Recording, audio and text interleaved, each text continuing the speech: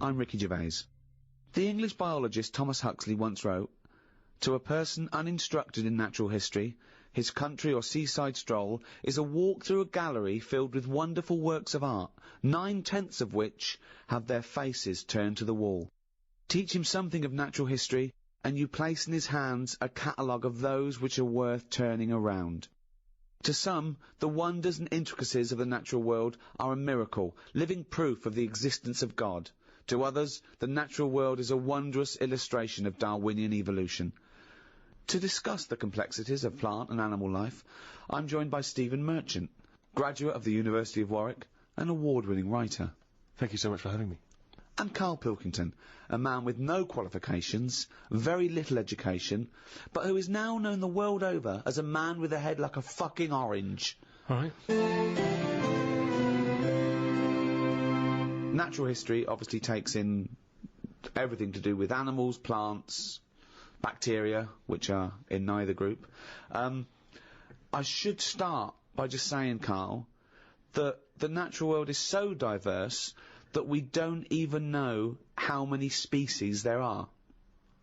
Conservatively, there's 2 million species of animals. I mean, without even taking in plant life, there are at least 2 million species of animal. With plants and animals, there could be up to 10 million species.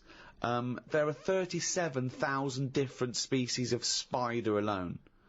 What do you think of that? It's a lot. It is, isn't it? A lot.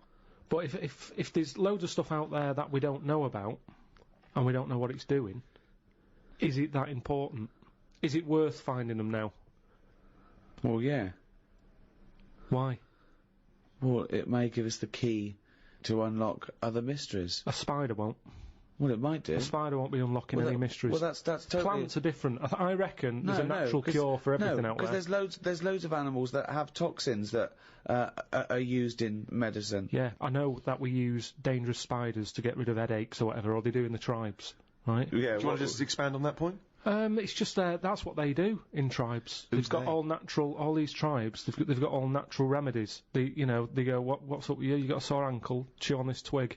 And it works. I've seen it. They've sent women out there and, like, they couldn't believe the stuff they can do with twigs and trees and hedgehogs and stuff. It wasn't an in-depth analysis, was it?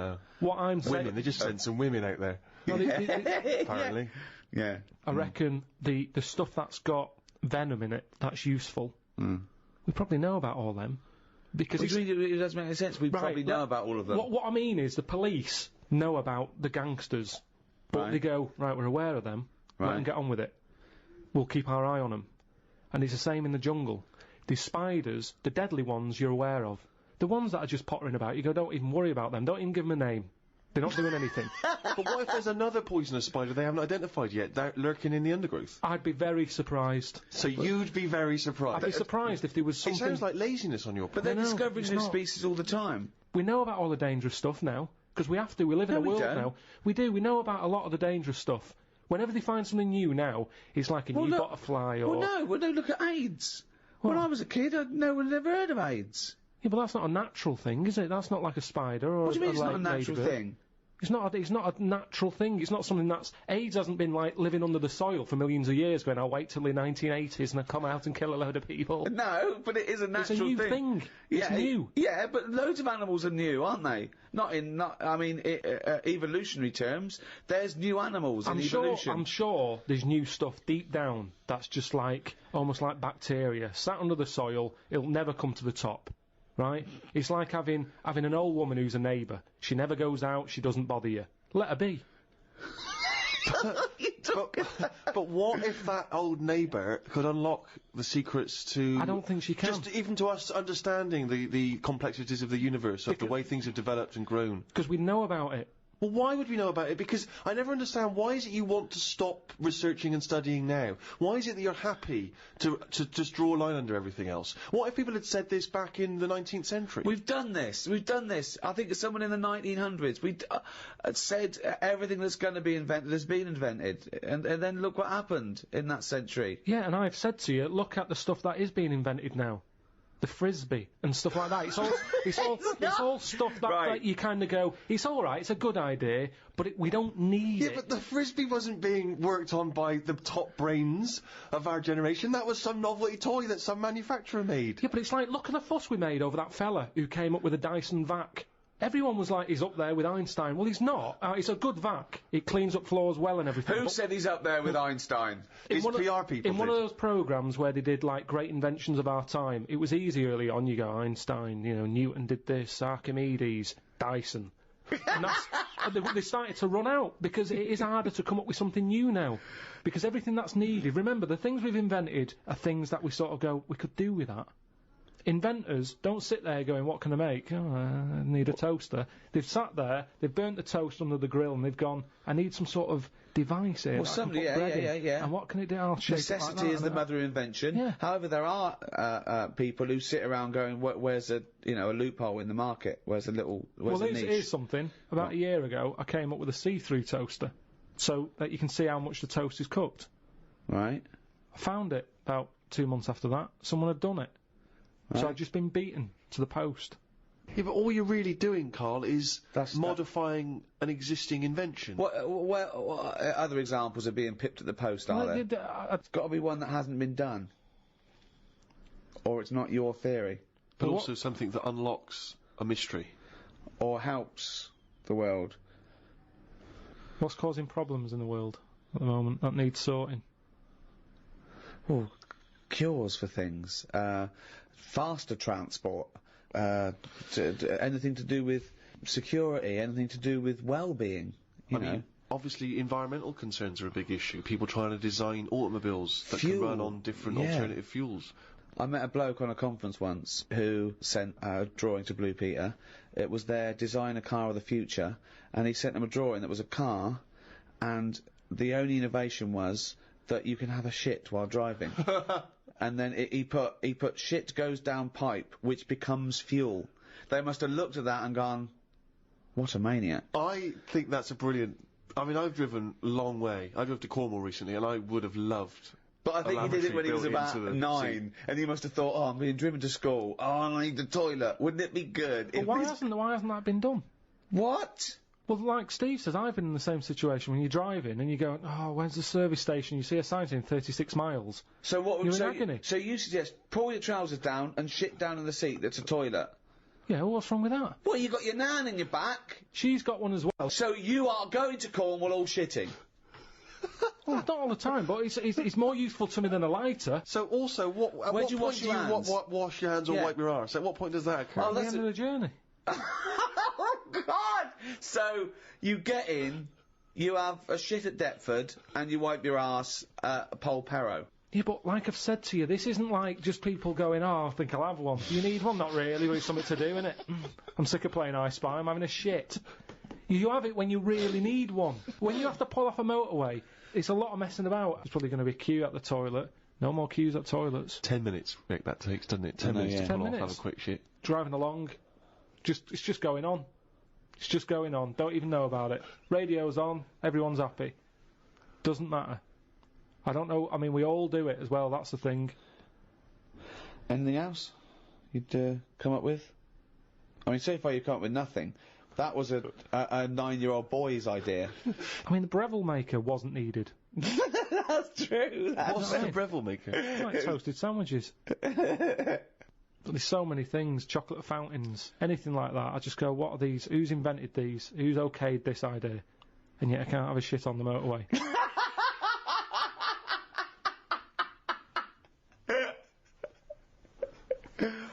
Think of computers. What about them? Well, I mean, that's in the last few years, you know, 100 years in our existence, okay? They've been dabbling with anything even close to a computer. Nothing before that. Yeah, computers are a good thing, and it baffles me as to how they came about. When you think a computer chip is just made out of sand.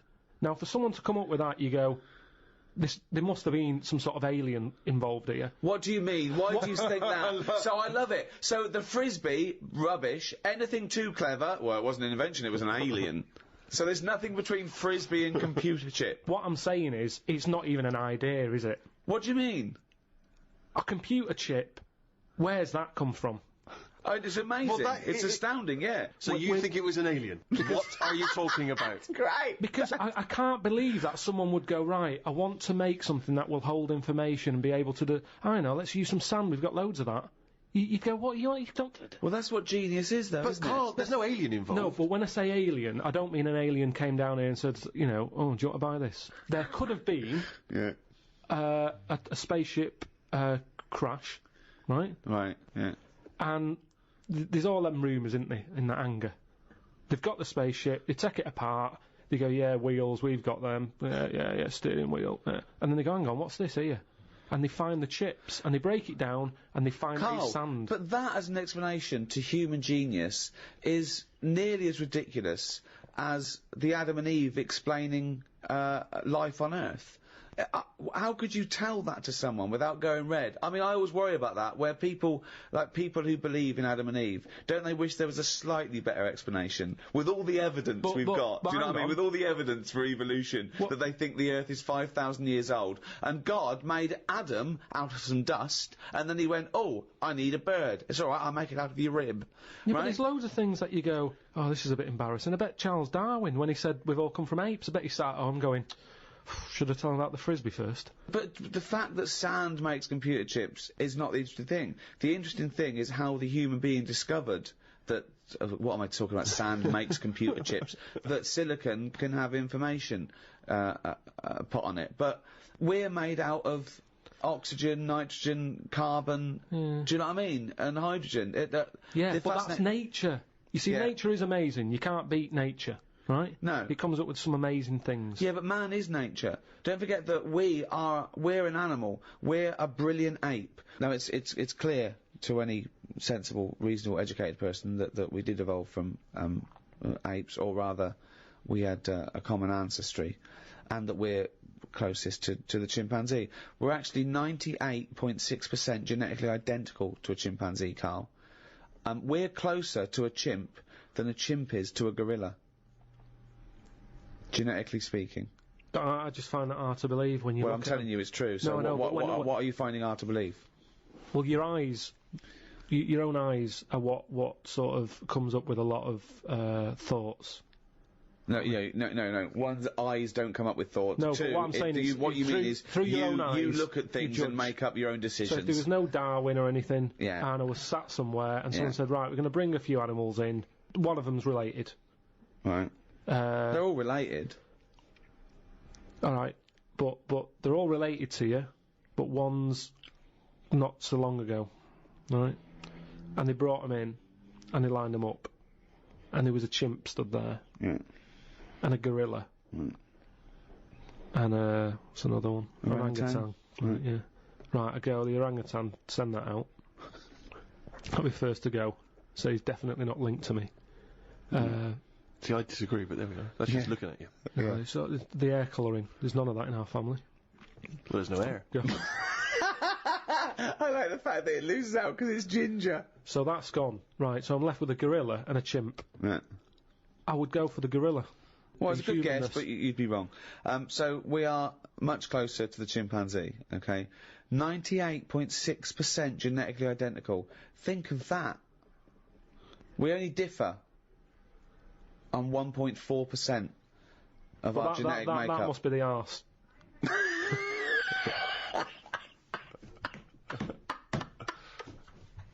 Because that's a lot different.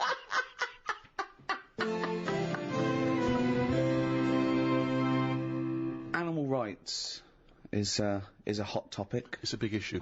What rights should they have? How do they compare to humans? You know, it's a well-known fact that we test on animals with the assumption that humans are more important. We test drugs on animals, and we're basically saying if they die, they die. We'll learn something from them. People do make distinctions between animals, right? They know that it's probably more acceptable to kill an ant than... punch a cow. Yeah, exactly. You know, I think that comes again from how close are they to humans? Have they got a face? But that's are they furry? I told you, didn't I, about my dad's mate who had a monkey and he had to thump it. What? Well, there's two things there. One, why did he have a monkey? Two, what sort of discipline is thumping a monkey? What was the monkey doing? He was annoying his wife a lot and sort of, you know, pinching her arse and stuff like that. Right, that's wait not a minute, true. we've never heard this before. How have we had all these years of monkey use and we've never heard this ages before? Ago. Your dad had a mate who had a monkey? Yeah, I'm sure I told you. Why did he have a monkey? Just for a laugh? Well, it was back in the day when people did. They all had, like, odd, sort of pets and that, didn't they? In, like, about 68. Oh, 1968, when everyone had a monkey. But he had to thump it. Now, the weird thing is... No, that's weird enough. This is all the story? This is the entire story? No. You've got, all the information you've got is he had a monkey and he had to thump it? Yeah, my dad told me about it. When he found out that I was into monkeys, he said, oh, Benny thumped one. And, Benny thumped one! Oh, my son's into natural history, particularly, simian variety. I've got an interesting fact for you, Carl. Sit down. What is it, Peter? Benny thumped one. Brilliant. But what was interesting is the way that people are thumping other people all the time. No one bats an eyelid. Thump a monkey. People go, you thumped a monkey. Yes, they do. They do go, you thumped a monkey. So that's what's weird, isn't it? But this chimp doesn't want to be caged and kept in a fucking council house in Manchester. No, it was quite happy. And if it wants to live like a human, I mean, in the 70s, you know, there were all the teabag adverts and all that, and they were loving that. No, they weren't people loving interfere, people go, that's unfair. Now they're in like a cage in a zoo. You go, it was better when I was pushing a piano up the stairs. They weren't really... They weren't actual delivery men. They weren't really sitting down and having a cup of tea. Well, it wasn't a documentary. A week in the life of the monkey delivery men. I love that. Chimps in a zoo now going, fucking hell, at least we were free. Remember when we used to drive a van? And we're on 58 quid a week. Yeah. They're not meant to be kept in a house in Manchester. It's cruel to keep a person in a house in Manchester, so it's fucking cruel to keep a monkey.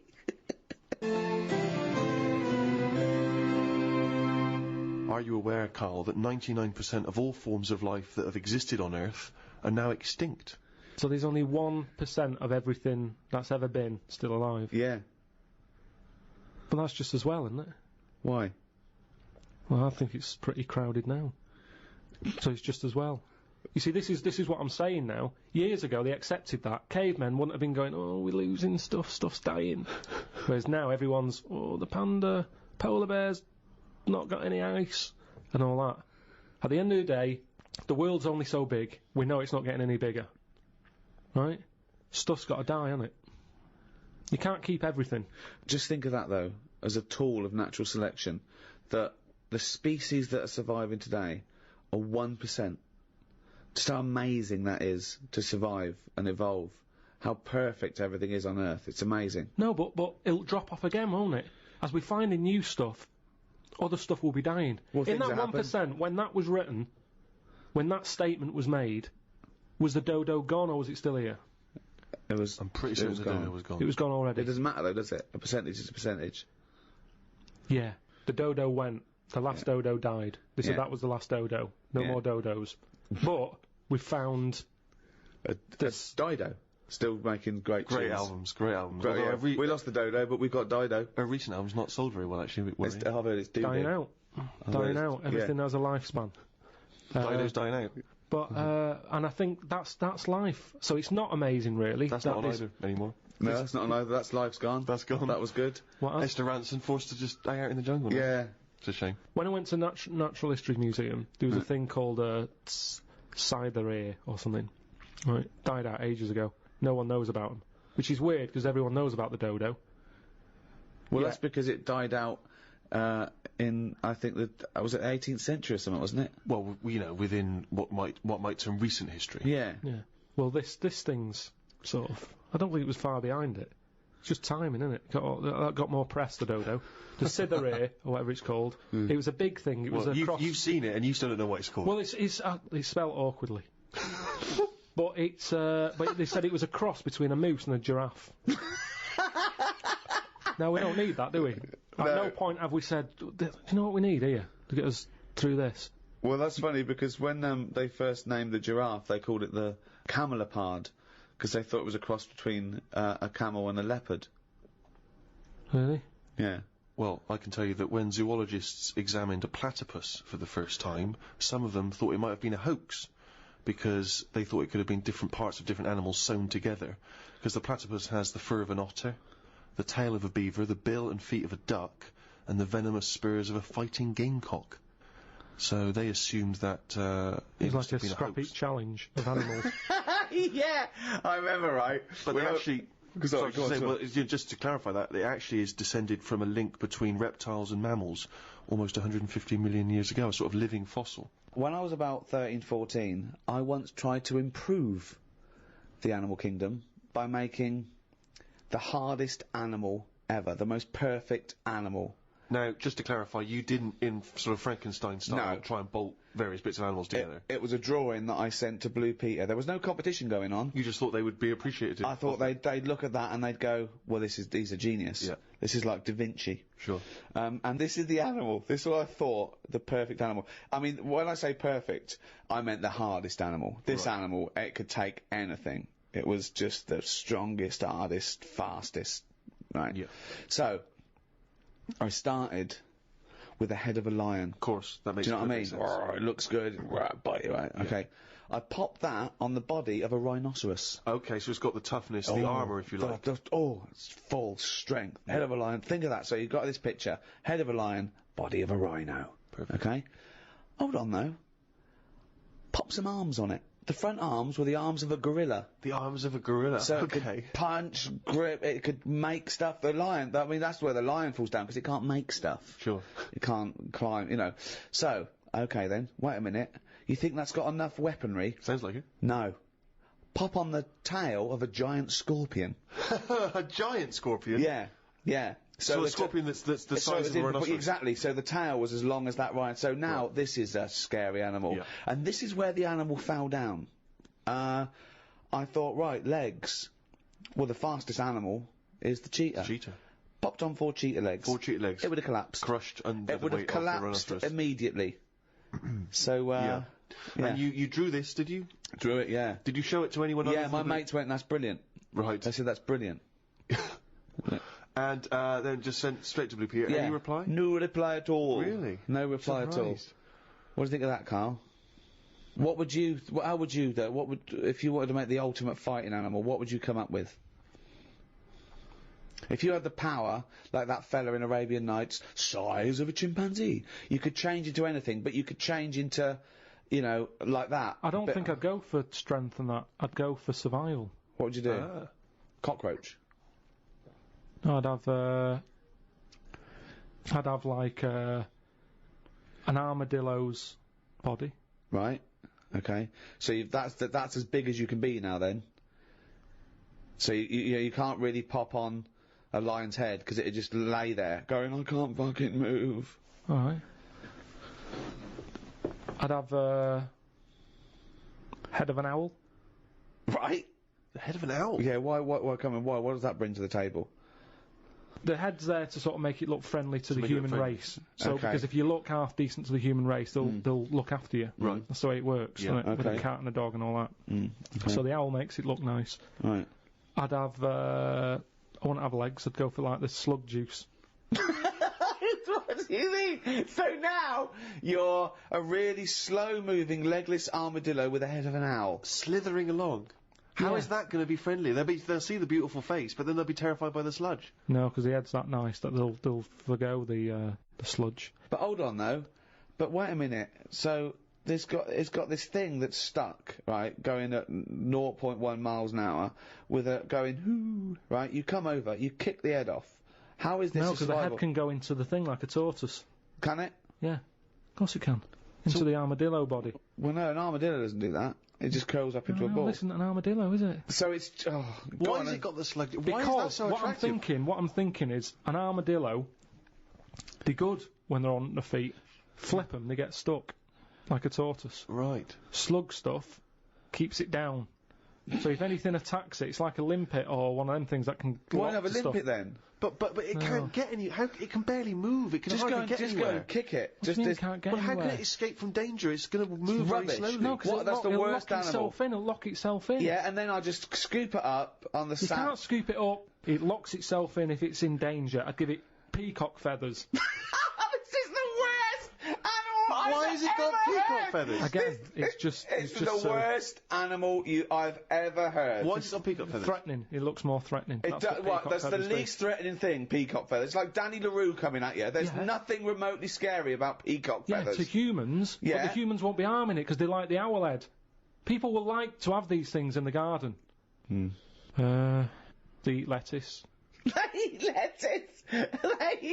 Why has he got a beak? They eat lettuce. He's telling them what he's going to eat now. The owl's going, fuck that, I want a mouse. I love the fact that he's based what it eats on the fact that how it moves a bit like a slug. Yeah. Let it eat lettuce. It moves that, and let it eat lettuce. Like I said, it's not that weird if that existed. If that was normal, like when you went out to empty your bin, there was one of them sliding up the wall.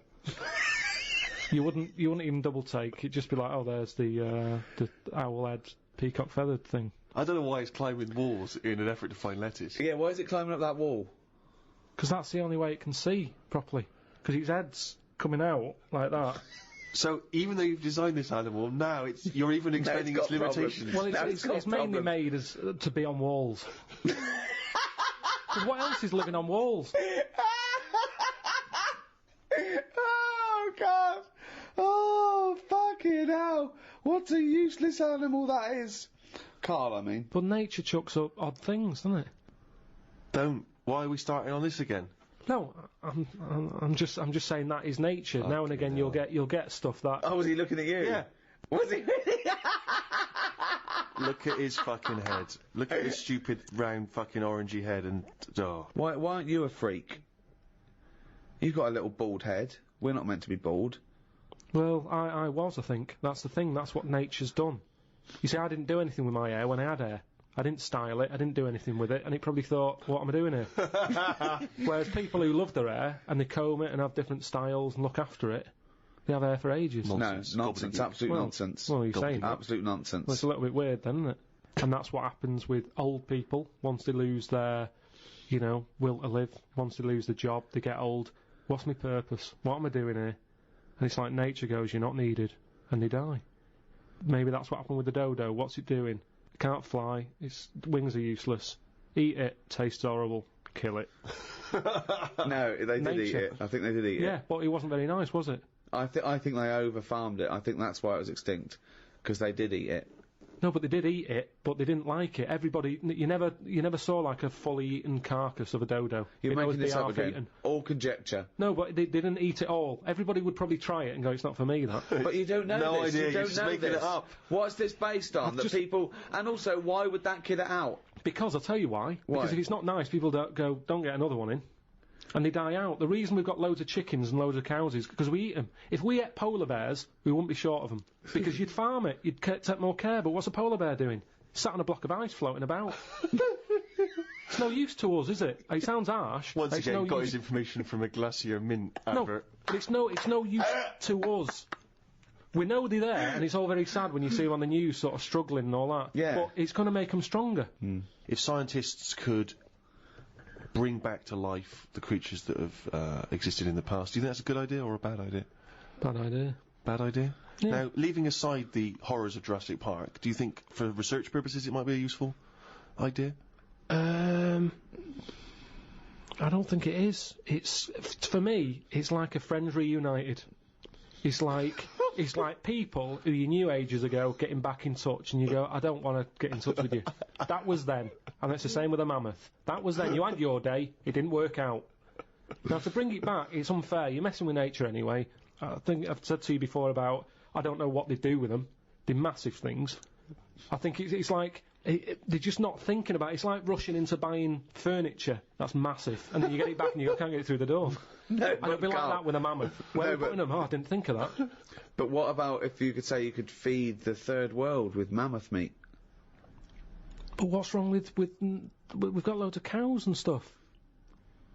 Why do they need a mammoth? No one even knows what it tastes like. Imagine that. You bring it back and you've got another dodo on your hands. People go, this is horrible. Well, they used to eat them because what humans found out is they could take down a mammoth, but they got greedy and they found out they could chase them, and so they go over an edge of a cliff.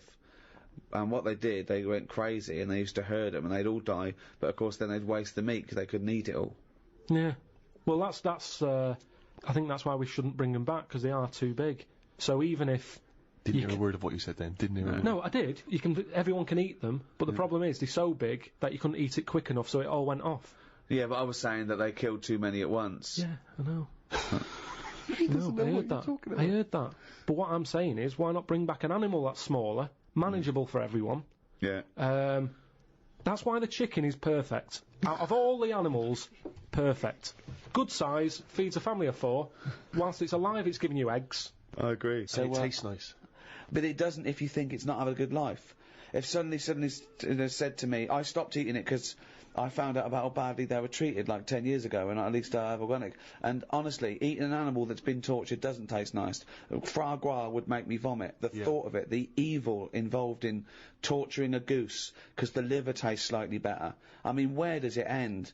I think if they're looked after, they don't want to die. The ones in a nice warm little, hut, being fed lovely food, you're going, right, we're going to cut your head off, and they're probably like, oh, God, I'm going to miss this. I'm loving this life.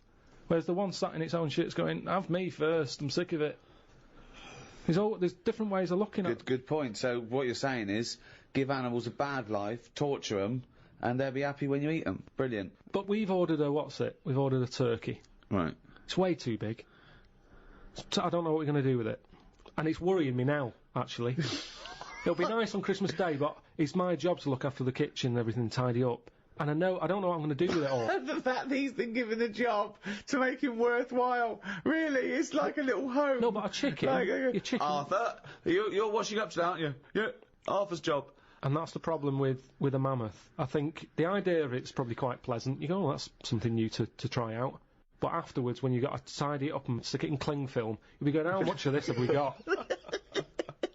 So I wouldn't bring back the mammoth. Brilliant. Charles Darwin, of course, once said, I cannot persuade myself that a beneficent and omnipotent God would have created parasitic wasps with the express intention of their feeding within the living bodies of caterpillars. His point being that, creatures and their reproductive cycles are so complicated, so intricate, so bizarre, that alone is proof of the non-existence of God. Where do you stand on that? It's pretty weird. We talked about it ages ago, didn't we, about the wasp that has a thing growing in it and all that. Lays its egg in a spider. Yeah, and then the spider goes mad, doesn't it? Because you fucking can't lay your eggs in me, you fucking stripy wanker. Goes absolutely fucking mad. It is weird. I don't know what's going up my arse in a couple of you fucking... I don't know how it found out that that's what it had to do. That's the amazing thing, isn't it? Well, it didn't, did it? It just did it. No, I know, but when I say found out, I mean it just did it. Well, it's like mimicry. When they say mimicry, that there's a poisonous snake, and then a snake comes along that looks a bit like it that's not poisonous, but people go, oh, careful, it's poisonous. That snake didn't go, I'm gonna strain, and I'm gonna try and look like Scary over there. Some were born that looked a bit like Scary, and they survived. Yeah, I know. It's just being chosen. But that's changing now, isn't it? The fact that, like, when them frogs came out that are dangerous, they were just dangerous. What frogs came out? But some frogs in the jungle somewhere that were, like, pretty dangerous. Yeah, from Mattel, dangerous frogs in the jungle. Yeah. But people didn't know that they were dangerous. And they were going about killing loads of stuff. Anyway. They weren't going, no, they don't go around killing loads of stuff. Nature said, this is a bit unfair. Make them orange. So then, the frogs that were orange were dangerous, but you got a warning. It was a bit more fair. Nature said, if they're going to go about being dangerous, make them orange, make them stand out. In a jungle, orange stands out in all the green, right? So people went, there's an orange frog, stay away. Then, over time, nature went, right, what's happened here now? Everyone knows the orange frog's dangerous. Birds aren't eating it because they know it's dangerous. People are avoiding it. They don't even need the poison, it's just the orange it needs. So now you've got a load of frogs that are orange, not even deadly. But people go, is that a deadly orange one, or is it a friendly one? Well, best to leave it. Again, he's explained my point, but took 30 times as long over it. But listen, let me finish what I was going to say. But what's interesting with all that is, evolution has taught stuff to lie. Because that orange frog isn't deadly. It's going about like it's the big I am. Yeah. You could squash it with your hand. You can't do anything. But evolution... It's swaggering around. It's made it lie. So lying is part of evolution. But it's not lying, is it? What do you mean? Wow. It's got no But the poison. interesting thing about, like a toad that secretes a poison is that often it's no good for it as an individual, but it's good for the species as a whole, because someone will come along and chew it. Now that toad might well die, but that fox is sick and it doesn't eat another one. So it's sort of saving the species. Yeah, but at the same time, the dodo tasted rubbish. Everybody said, don't eat one of them again. We don't know that. We don't know that. I have read it. I've read that they don't taste very nice. But it didn't stop it dying out. Why doesn't it taste very nice? It's just in the same way that chicken's nicer than duck. You can't all have nice tasting flesh. Pork's alright, but I prefer beef. Point proven. Good night. So what I'm saying is, with the dodo, it did taste horrible, but everyone wanted to give it a go. Meanwhile, it's different people trying it, so it died out in the end anyway. So your theory of a frog being poisonous and a fox going, yeah, that's horrible, I won't eat another one of them. Then you get another fox trying one, and another fox. They don't all have a word with each other, do they? They go, I had a rotten frog the other night. So it's pointless. It's a pointless exercise. What I like is your image of nature. This idea that sort of, in your head, there's Mother Nature sat around like a boardroom table, making these decisions. People are coming in, oi, frog, what's been going on? Well, I've been poisoning people. Why? What about you? It's just... You just picture everything as one large Your confusion is that you still think of evolution has a will. You still believe that things are striving to be something else, as opposed to surviving if they adapt or change. I just want to go through some of the wonderful diversity of nature, some of the incredible feats of the animal kingdom, in a way. Yeah, that's an interesting one. Alligators and old people have something in common. They can hear notes only up to 4,000 vibrations a second. I don't know what you're meant to do with that information. When's that ever come in handy? When a band's getting together, they don't go, no, we're after crocodiles and old people. What sort of tune do they like? It's pointless. You're not impressed, okay. Scientists have applied electrodes to the pleasure centre in a rat's brain. The rat pressed a lever 48,000 times over a full day in order to receive that shock that seemed to him pleasurable, choosing the simulator instead of having water or food or sex. So it chose that virtual pleasure, well, not virtual pleasure, it gave it real pleasure, but an artificial stimulus rather than the real thing, like food or water or sex. It never ate and had water. It never had a change. No, it was addicted. It loved this electrode. It was giving it. It just made it feel good. It was getting as much pleasure from that as the real thing, from sex or food. Yeah, but with any pleasure, you get sick of it, don't you? If you have too much of it. Well, it had 48,000 hits in a day. But I like having a Twix. But if I have more than 4 a week, I've ruined that little pleasure I used to like. Yeah. So what I'm saying is, what did he do the second day? Did he go near the machine the second day? No. There you go then. No. But what you're saying is this, right? That Twix is failing to give you pleasure on that 5th Twix, but this succeeds every time because it's literally pleasure. It hits the part of the brain that says this is pleasurable. So, my pleasure nerve that you're talking about in my head, it lights up when I have a Twix. I don't think it ever lights up. Right. I don't think you've got a pleasure nerve. But it lights up when I have a Twix. Right. It lights up if there's some chicken, right? It lights up if there's a... What a miserable cunt he is. You know, all loads of things. Chicken and Twix. That's all he lives for. No. Hang yourself, mate. So, what you're saying is, if I had that device that the rat's got, I'd just sit there, wouldn't I, hitting it, thinking, I can't be bothered going to the shop for a Twix, I'll just hit this button. Yeah. Think of this. So aggressive is the horned frog of Argentina that people believe that if the frog bites the lip of a horse, the horse will die. Actually, the frog's mouth contains no poison. It earned its fearsome reputation because it attacks animals many times its size. What do you think of a frog attacking ridiculous. A horse? I don't know what's going on. I don't know why that would happen. Why is he getting upset with a horse? Of all the things for a frog to be like getting cocky with, them two should never even meet. Why? Because it's not. I mean, fights are normally over something, aren't they? Yeah. If you have a fight with someone, you're in my yard, or you know, you're fighting over something. A horse and a frog. The fact that he immediately goes back to the 1930s. Yeah. You're in my yard. But a horse and a frog. How did that disagreement happen? What are they squabbling over? I don't understand what they've got in common. I don't understand it. I bet that's only happened once. It's a rare incident. Someone said put that in a book. I can't imagine it. That's happening a lot. That horses are being bit by frogs all over the shop.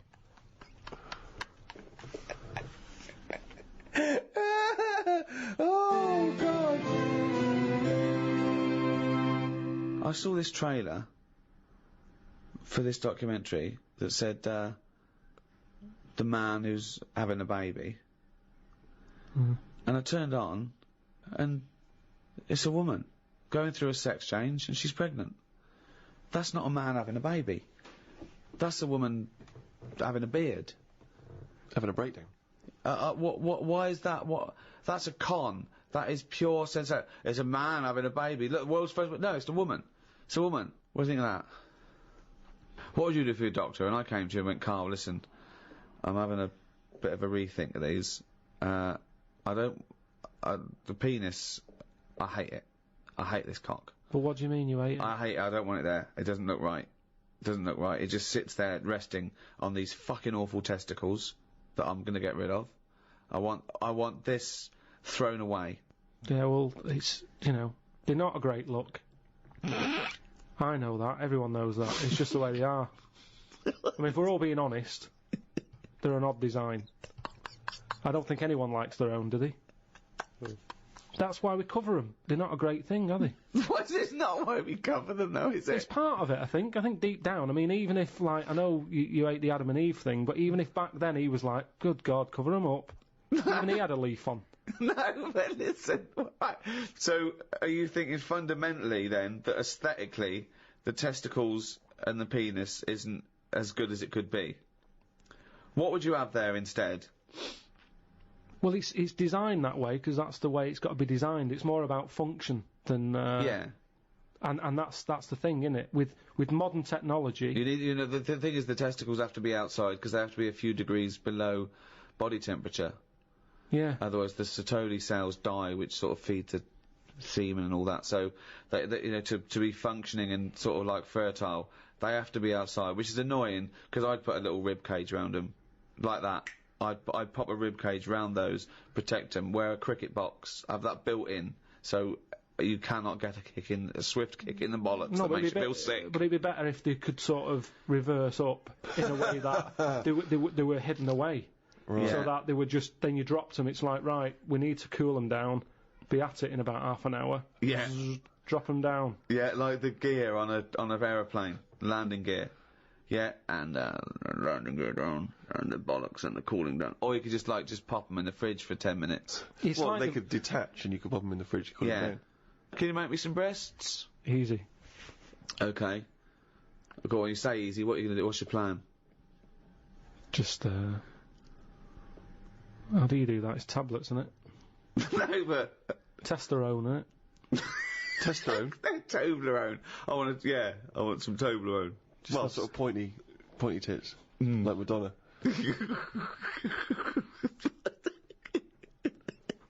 Where do you stop, though? Supposing I came to you and said, Doctor, listen, I like the bollocks, I like the penis, but I don't like them where they are. I want them in the middle of my chest. I want breasticles. Yeah? The arse, I don't like it round the back, I can't see what's going on. Pop that on the front where the bollocks were. I want my arse where I can look down and see what's going on. Can you do it? I think it's just easier to move the head, isn't it?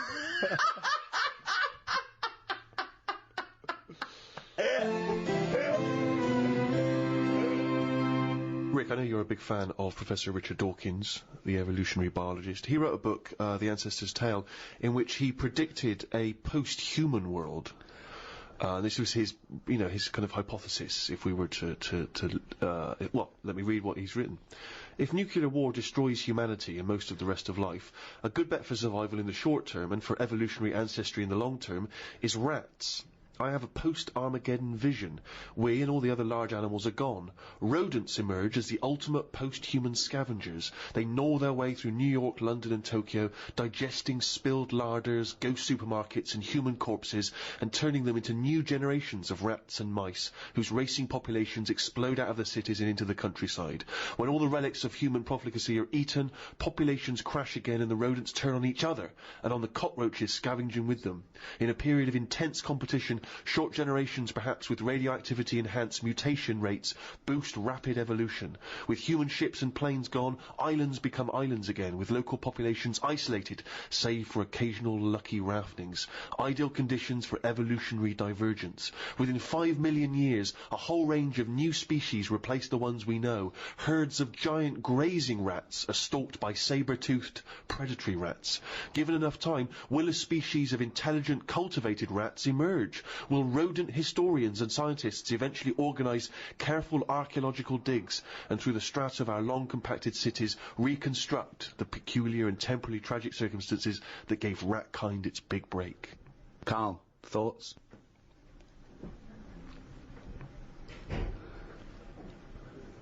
I mean, who knows what's going to happen?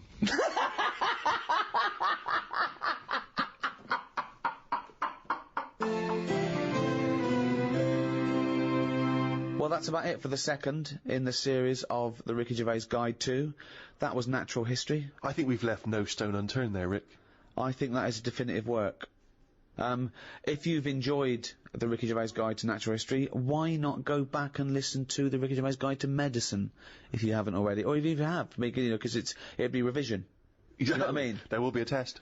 There won't be a test. There won't be a test. We can't be bothered. No. And next in the series is the Ricky Gervais Guide to the Arts. Look forward to that. So just to clarify, that's the arts. Yeah. Right. Not the arse. Sorry, just the the way you speak. Well, yeah, I mean, I think you should never go away. People speak your words away.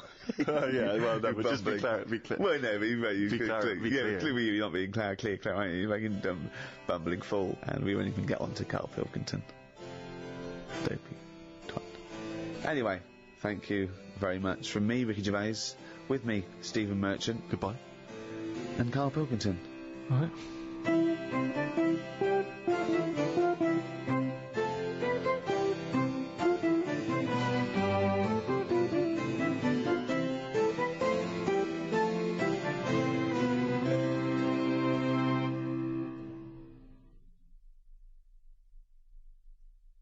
Audible hopes you have enjoyed this program.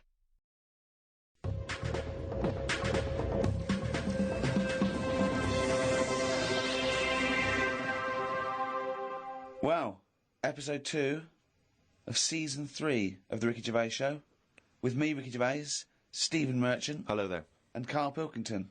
All right. What's been going on? I've been to hospital. I was rushed to hospital, like emergency and that. Had a tube put up my knob. You had a tube put up your knob? Yeah. What's the story?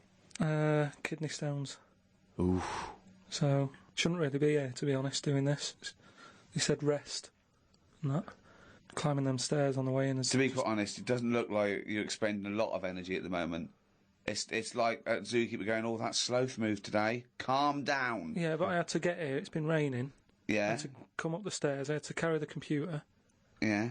Well, that's not entirely true, because your girlfriend was carrying it. I saw her outside. Yeah, but I'm just saying... And then you handed it to me and said, Steve, carry this. Almighty. So yeah, I know. That's already a lie. Christ almighty. Whinging. Not whinging.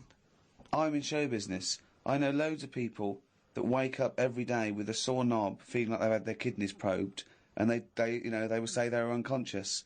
So... They don't whinge about it, they get straight back onto it. They, a lot of them on TV now. Yeah, straight back to hosting game shows.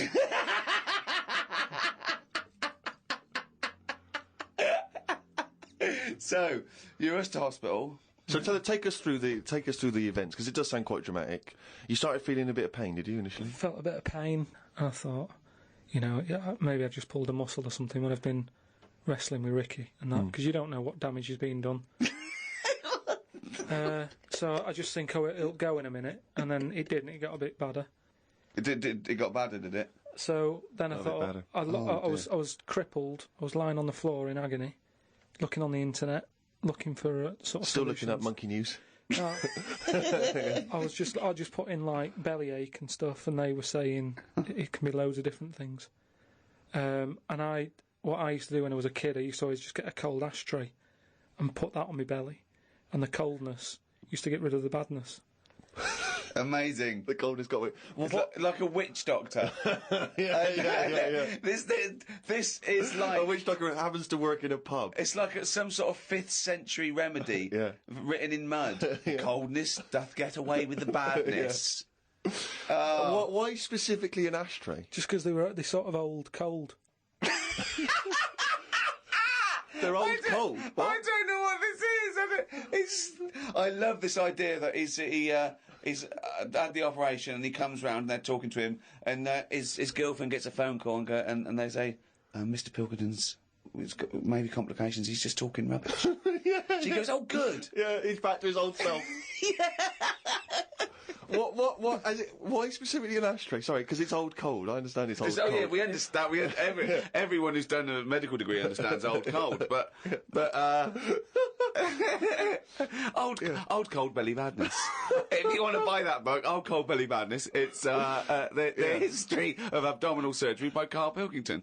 No, it just But you put it in the freezer or something first. You can do if you want, but they're normally cold anyway. Sort of thick glass and that it holds the cold. But we don't smoke in our house, so I had to use a plate. Oh, well, that's madness. A plate's not going to work. Famously, a plate doesn't work. No! Oh, so you put a plate on your belly, but that didn't do any. That didn't work. So, called Suzanne and said, "Oh, I'm in agony here." She said, "Go to the doctors then." Good advice. So a lot of people have done that straight away, as opposed to going through the plate ashtray. So he went to hospital, and he went to hospital. And he said, "Have you got an ashtray?" They went, no, especially an ashtray. This is no smoking. So anyway, then we get in a cab and what have you. Go there. I have an X-ray. His voice is even more boring than usual, isn't it? Yeah. Fuck me. And they put me on a drip and everything. Give me some morphine and stuff. And found out that I had kidney stones. So that's why I was in hospital. And they get them out by... I don't know what's gone on, to be honest. I've got some tube inside me. From my kidney to my bladder. That's helping me stuff get about. And so there's a little tube up the end of your knob into your... Yeah, it's not there now. It's high up. Right. So it's high up between my kidney and my bladder. But why didn't you have the thing where they go in the side? You had the choice to... Because I said to the doctor, I'm not a doctor. I said, what do you think? He went, stop putting yourself down, Carl. He said, we need you in the operating theatre now. He just said, I said to him, what should I have done? Because he said, if you want, go home and we'll get you in again or something. Something like that. And I said, no, I might as well have it done properly. Have it done now whilst I'm here. Sorry, the choice was have it done properly or go home. It was something like that. He said there's something you can do, and I said, oh, flush it out. No, because it's too big. It's something like 7mm. And it's basically because you don't drink enough water. Yeah. So anyway, I said, what do you think I should have done? And he said, tube up the knob. And I said, not my favourite one of the choice, but if that's what you think. So he said, yeah, have that. He did me little diagrams, which didn't help. He was like showing... How big did he draw your knob? Sort of normal size. Yeah? Was it? It was all right. You weren't offended by them? But he went into detail. It's just, more the tubes and stuff in your bladder and your kidney. What was your ball bag like? Did he draw that? He didn't do that bit. He left that bit out. Okay, right. But he said, we'll just pop that up there. And then that's when Ricky turned up to visit. Came in laughing at me because we sat there in like my underpants and stockings. In stockings? Yeah. Why were you dressed? He was there. No, he wasn't in bed. He was sort of out of bed with his little drip, right? He had his little boxer shorts on, just sat there, right, in his pants, right, and he had stockings on. Yeah, because they stop clots or something. They put them on your legs. It's like when people have got big veins and they go on a plane. Right. Yeah. You said you're not a doctor. No, but I've seen it because Suzanne's mum did it, and she put them on ridiculously early, like 3 days before we were going away, and she'd never been away before, and everything was like over the top. Do you know what I mean? She's like, I best put them on. And so I put them on, and they like, I don't know what it is. It's something when you're under, your blood doesn't move about the same, right? And it can clot up in your leg. So you wear these tight tights. And I came in to cheer him up, didn't I? Yeah. Was that a nice, cheery experience, him coming in? I had a headache at the time. I think I was a bit stressed out. Well, he's just the man you want at that point. Yeah. He reassured you, I imagine. Well, it's weird how it suddenly all happened quick. It was like as soon as he came in, it's like they got the finger out. And when I say not that, literally, I mean, yeah. Suddenly I was being rushed down to, have me stuff done. And I woke up and there was an Irish woman over me going, "Are you all right? You all right?" And I said, "Oh, it's stinging a bit." She said, "I'll give you some more morphine." And I sort of put my head up to have a look at my tackle because I wanted to see if it was still there. What was attached to it. Do you know what I mean? Because they said something about they might leave some string hanging out of it so they can pull the tube out. It makes you talk. So, I had a look for that. Couldn't see any of that. Yeah. But as she put the morphine in, all the muscles in your body go funny. My head just collapsed. Your head collapsed? I sort of looked up to look at my stuff, but then she said, "Oh, you just need a little bit of morphine." And she put that in, and I just sort of went, oof. And then they sent me home about 2 hours after. But I'm in agony now, and... Are you in agony right now as we speak? Yeah, certain. Now, are you a man who's had this kind of hospital experience before? Is this your whole first time? I don't go, do it, to hospitals and stuff, because I don't like them messing about. But it does make you think now, do you know what I mean? Like, life and everything. It's weird how it's all happened in the last month, from seeing that bee sort of die. No. Well, not really. No. This is not a near-death experience. It is. You had a routine operation to remove kidney stones because you don't drink enough water. No, I know, but... This is not a shark attack. Yeah, but it's all life-threatening, otherwise you wouldn't have to fill out forms, would you, saying, if everything goes wrong, Suzanne can have the house or whatever. And then you find out more about the body as well, which has been sort of doing me head in a bit. You're more aware of stuff in your body, which I don't like knowing about. Yeah. They keep checking your heartbeats and stuff, and your blood pressure. I don't like knowing about that. I just leave it. It's happening. Don't be messing with it. Stop measuring it. Stop measuring it! No, do you know what I mean? That's the same with a knob. It's that thing of like, they put that thing That's what on. the anaesthetist was doing when you were under, wasn't it? Yeah. He was comparing the diagram to the actual thing. Oh, God. The fella across the way from me had the same thing as me, but he'd had it a couple of days ago when he was in agony. So that doesn't help when he's saying, "Oh, I've been to hell and back." Like, don't tell me that. Sure. I don't want to know. Just say it was all right and stuff. So it just the whole thing of a hospital is stressful. You know what I mean? They wake you up like every half an hour in the night, saying, "How do you feel?" It's like, "Oh, it's 3:30. What are you doing?"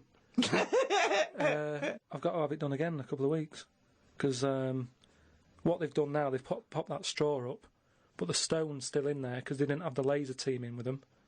Blast the stone, and then that time they're probably going to leave a little bit of string out the end. Then I have to go back 3 days later and they pull it out. Tell you what though, when you are because when you're in hospital, you've got a lot of time just to sit there and think about stuff. And what I was thinking about is, what is the closest thing sort of living that's nothing? I don't know what you mean. What? What's like the closest, like, do you know at some point something's gone from nothing to something? Hasn't it? No, I don't understand what you mean. Something, at some point people were nothing, and then something happened and there was something.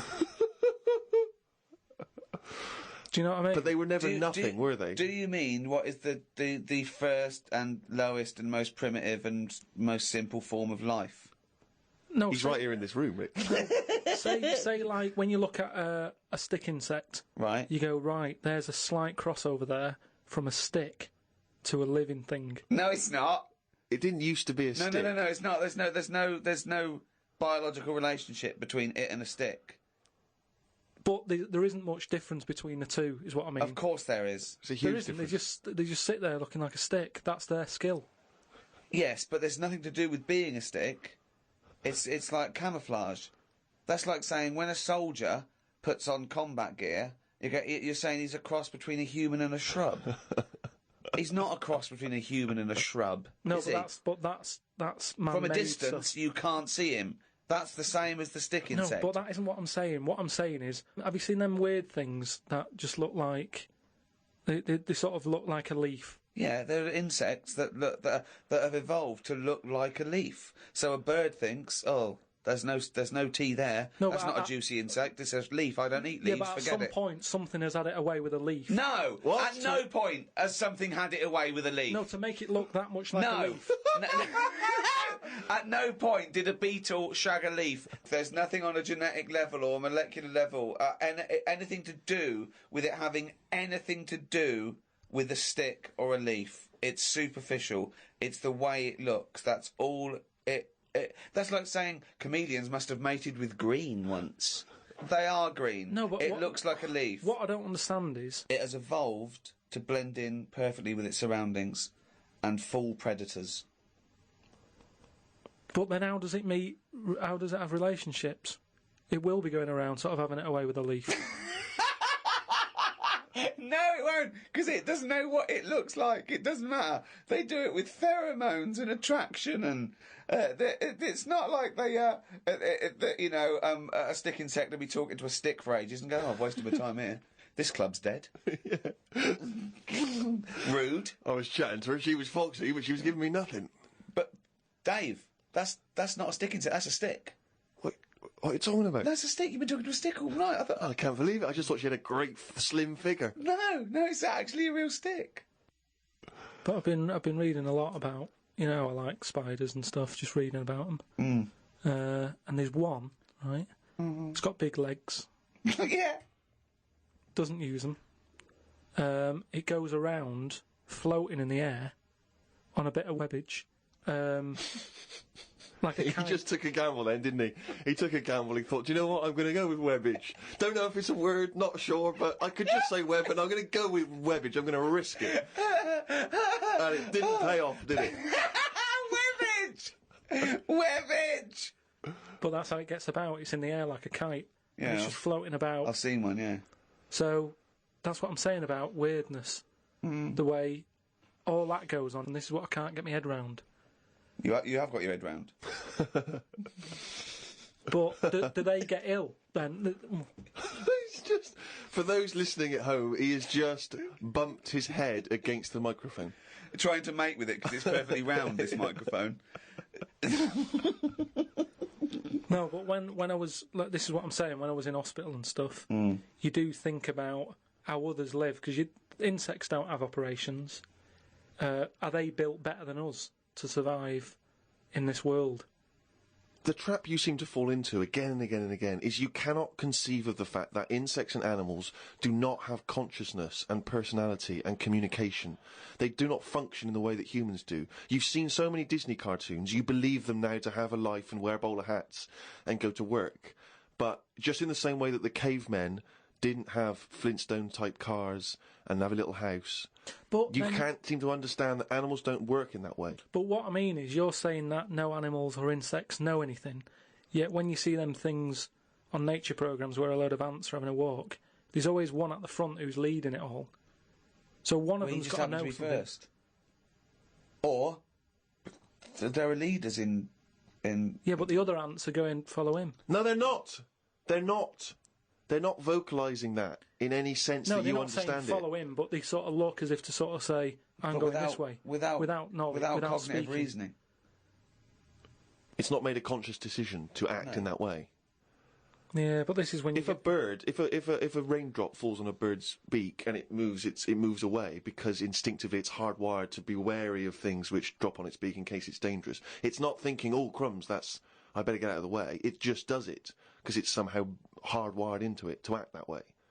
But it doesn't stop for a moment and think, which we don't really, except we then are able to rationalise our fears and our actions. Well, I've been watching birds more than insects recently. Oh, okay, you've moved on from in the last week, just because I've sort of looked at the ant and the bee and that. And what I've found with pigeons is they've got wings, yet they walk a lot. I'd love that to be a thesis where he got like a £500,000 grant from a university, and I said, well, Pilkington seems to, he's done ants and he's done bees. He's followed ants. Apparently they're not doing anything. Some of them are lazy. We are granting him another £500,000. He's been working on it for a year. Please welcome Karl Pilkington. Karl, what have you found? Well, even though pigeons have wings, they walk a lot. No, but even in times of danger, one was crossing the road and a car was coming, and you'd think that his head would say, "Let's start flying." Yet he just walked faster. Well, what's he doing? It was doing stuff, wasn't it? It saved a bit of energy. Takes a lot to take off, doesn't it? Yeah, but it's either that or you're going to get crushed. Use the energy. It didn't get crushed, did it? No, I don't think it did. No. There you go. They knew what it was doing, didn't it? Yeah, it just annoyed me. That's all. It's got a power, and it's not power. They're all superpowered. These animals. But that's why he thinks of the stick insect as like that. You mentioned earlier that's its power, that's its skill. Like Spider-Man was bitten by a radioactive spider, and now he can solve crimes and swing with webbage, using his webbage. Whereas, stick insects it's not a superpower. But say if everything was at the same size as us, what would be the best thing to be? Say like a tarantula. Yeah. And a tiger. What would happen there? A 15-stone tiger versus a 15-stone tarantula. Yeah. Well, I'd imagine the 15-stone tarantula. Right, so it's just weird that, innit? It's a good job that they're small. Yet things are getting bigger because we're messing with the world. But it's a ridiculous thing to say, isn't it? Because what would it eat? 15 stone. Well, it wouldn't happen anyway, because insects have insects and arachnids and invertebrate arthropods in general, they have a critical mass because they haven't got lungs. They breathe through things in their side called spiracles, and if it gets too big, the surface to volume ratio isn't big enough to allow it enough oxygen. So the biggest you'll find is like a foot-long beetle or somewhat weird. It's like big though, isn't it? Yeah, and that's about as big as they get. So I wouldn't worry about it. Again, based on nothing, he queries you. And also, it's not a case that one that'll be born too big and can't breathe. It won't happen. That's why they're only that big, because. But it's like fish, isn't it? How they say about a goldfish. Yeah. That thing about a woman who went on holiday and stuck it in a bath. She came back, it was 7 foot. Right, that didn't happen. No, that's a well-known thing about goldfish. No, it's not a well-known thing. What? I'll tell you why. Because a fish will only grow to its surroundings anyway. So... Yeah, that's what I'm saying. You have to put it in a bigger tank. Yeah, in a bath. No, a 7-foot fish in a bath. It just fit the bath exactly, did it? When she got back off holiday... Don't talk shit. It's what was it eating? What was it eating? How long was she gone for? 2 million years? Yeah. She went to Mars and back. Yeah. It's just that fish are weird, aren't they? Well, no, that's a bollocks story, once again. No, I don't know where you've heard it or read it. It's a well-known story. A 7-foot goldfish in your bath. But, no, fish are weird. Ted, you're not going to believe this. Come up here. Well, how many fish do you see that have naturally died? That's the weird thing. What do you mean? Just ping-ponging around these ideas in your mind. You just never see fish sort of just floating about in the water and you go, oh, died of old age. It's always been caught by a man or a shark's at it. You don't just see dead fish washed up, do you? When you think of the amount of fish... Not when you think of the amount of fish that are in the sea. There's loads of them, and yet you never... Because they're eaten straight away. That's what I'm saying, though. Are they eaten when they're dead, or are they just being eaten? Well, most things like that don't die of old age. Yeah, that's weird, though, isn't it? Well, no, because it's a jungle out there. Yeah, no, that's why I said I wouldn't want to live in the sea. Because you've got to Are you sure you're not on morphine as we speak? No, but in the sea, you've got to be constantly sort of alert, haven't you? Yeah, but that's true of all animals. No, worse than the sea. The sea is like full of... you've got an enemy around every rock. I love it. It's like a warning to crabs Exactly. and young squid. It's like the policeman that comes into your school. Yeah. What advice would you give? Okay, then. What advice would you give? Some plankton. Now, what advice would you give a 2-week-old octopus? And what am I? Am I an octopus? No, you're you. We've set it up that it can understand you with some sort of one of your inventions to talk to the animals. One of your brilliant inventions is just a watch you strap on its tentacle and it can understand human talk. But I'm sure you'll come up with that one day. What do you say to it? What would you say to an octopus, a young octopus who wants to set out by himself in the sea? Stay close to the rocks, and just let it know about the thing about it can get into a small space. You know, if you look at an hole, don't go, "Oh, I can't get in there," and sort of squash it and show itself. I can roll it into a ball and sort of say, "Look at that. Is that hurting?" I love the fact that the drugs make no difference. It's like there's no difference. Oh God! Because that's the only thing that's got in it. It's boneless. So that's its special power. That's what it can do. You can roll it up, and as long as it knows that. But that's the problem with a lot of powers, isn't it? That's the same thing about how people say don't have a go at bees because they're not like wasps. They don't sting you because once they sting you, they die. That doesn't know that, does it? It's also not true, but yeah.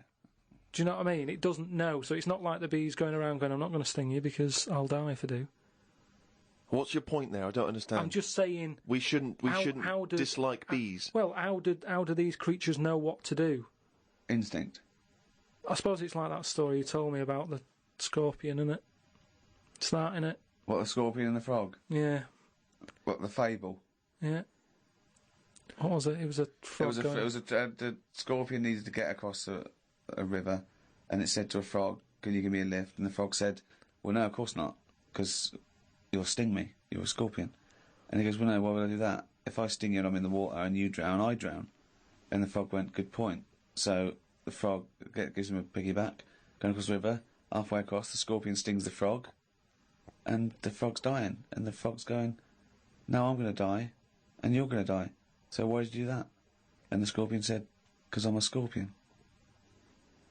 What do you think that was meant to point out? Just sort of be careful who you help. No. It's meant to point out that you are what you are. You are your nature. No, but it's also that thing of like... I'm telling you, it's nothing to do with if what the frog was... If you're driving and someone's hitchhiking, don't pick them up because... No, it's nothing to do with the mentality or the reasoning or the anything to do with the frog at all. The point of it. Well, I don't know. I think Aesop was thinking a lot about the hitchhiking problem. It wouldn't happen. That's the problem with a lot of them fables. They're putting animals together that wouldn't meet. Oh, whereas insects go around shagging leaves. Well, insects are with the leaves, whereas I don't know where a scorpion is knocking around with a frog. I mean, there's that weird one I remember He's watching. Annoyed. I remember hearing something about this lizard that sort of gets pally with the scorpions, even though they're not mates, they don't get on. But they've kind of got this agreement that the scorpion can live in their house if they guard it. And there's the local people used to stick their hands down these holes and get the lizards to make slippers out of them. And the lizards were getting sick of this. And I think somehow something happened where the lizards thought, "Look, enough's enough. We'll let you sleep in our den if you stand by the door." So the scorpion used to stand by the door and stay awake at night whilst the lizard's having a kip. Fella comes along wanting to make some new slippers, puts his hand down the hole, scorpion gets him. Now that's what's weird with that two enemies have worked together. It's called a symbiotic relationship. But at no point did they sit down and go, "Right, what we're going to do? I'll tell you what, I'll give you shelter. You give me that sting in case there's a fella who wants to make slippers." Because all this happened way before people were making slippers. But isn't it weird, though? Because people, there's nothing that happens like that in people, is there? Of course there is. What, like that, where you don't get on but you work with them? Of course there is. What? Loads of business relationships. What do you mean? No, but normally you stay... What I mean is you stay away. If someone's being a bit weird... Well, there are loads of examples where you might go, "Well, I hate to do it, but my only option is to go with X, Y, and Z. But what I'm saying is, though, let me just finish. Go on. I live in an area where, you know, I sort of know a lot of the locals, and there's a local woman who's a bit mad. Now, I know her, but I choose to sort of stay away because it scares you a bit, doesn't it, when something's like that and it's unpredictable. So, you know, when I was in the little corner shop, she came in, right? She screams a lot, just screams for the sake of it, and you don't know if she's upset or if she's just doing it for attention. Then the scream will go from screaming to laughing. So you're like, oh, what's going on? And it was like rush hour. It was like rush hour time in this shop, and she chose to go in then, and she doesn't work, so it was like, why is she coming in now? She's had all day to go in. Just pick the busy time. And she was like about 3 places in front of me, and she was only buying a Yorkie and some earbuds.